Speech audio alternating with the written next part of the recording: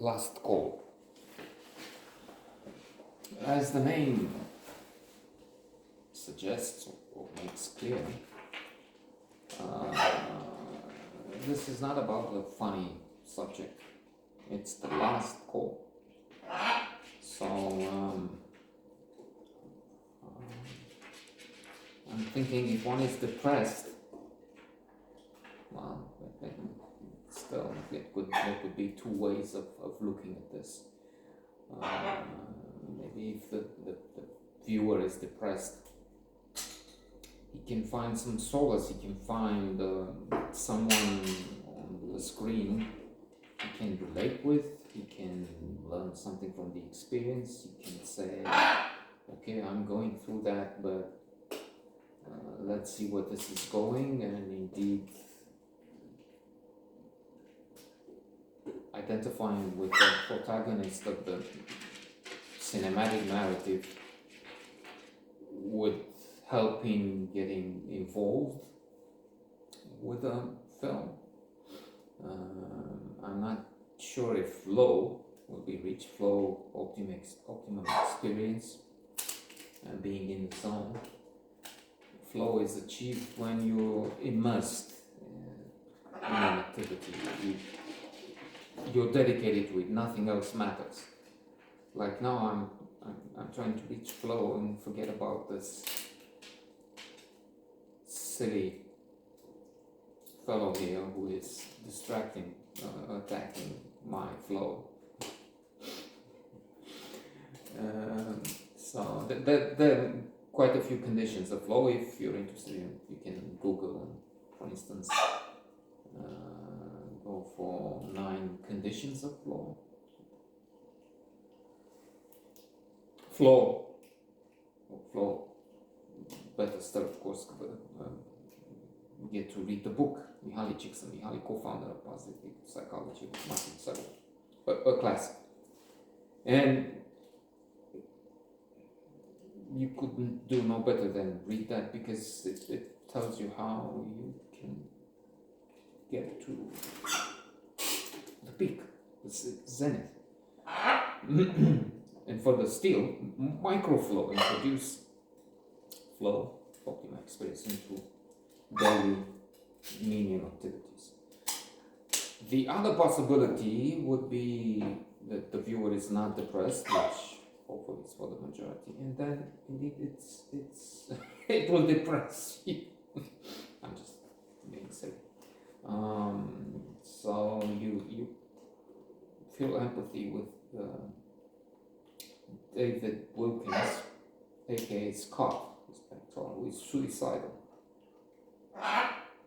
and then also feel for and appreciate Sarah Booth as Sarah, a janitor who's also studying and has some issues with her own family, the son.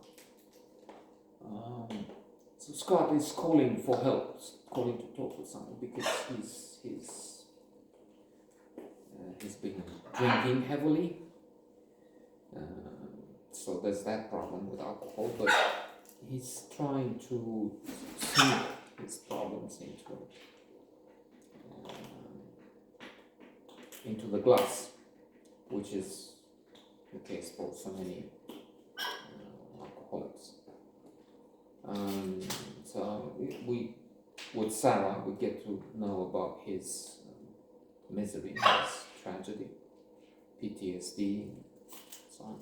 He has lost a son in an accident. The son didn't have a seatbelt on, and then the family, wife, and he has also a daughter, blame him. He blames himself as well, and all in all, there's no one, no friends left, no family to call. Sarah's asking him, don't you have, well, who's calling this line? It's supposed to be a helpline, but there's some misunderstanding, and he's talking to the janitor at the moment, Sarah. Who's calling him? Indeed, solitude is a problem, generally. Studies have shown that isolation is deadlier. I think I remember reading that it's twice as deadly as smoking. So people don't have family, friends, they live alone, isolated. Have a life expectancy that is seriously diminished. We all know what smoking is. If this is worse than smoking, well, we can see the magnitude of the problem.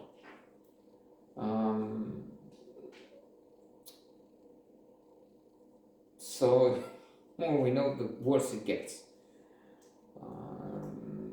He's divorced from his wife. Worse, his daughter lives with a mother. Not that is worse, but the daughter doesn't want him to come to her graduation. She wrote a letter stating that, making it clear. Father wrote back, no answer, and then again, no answer. So there's a disconnect there, and he's brought to the level where there's nothing worse. He's contemplating self-harm. Sarah is calling the helpline, well, 911. But I have somebody on the line. Where is it? I don't know. You know his name? Scott. So tell me now, we can't help you if we don't know where he is. What? Yeah, but tell me, I don't know how to try and make sure he's not harming himself. But how do you do that? Very good film.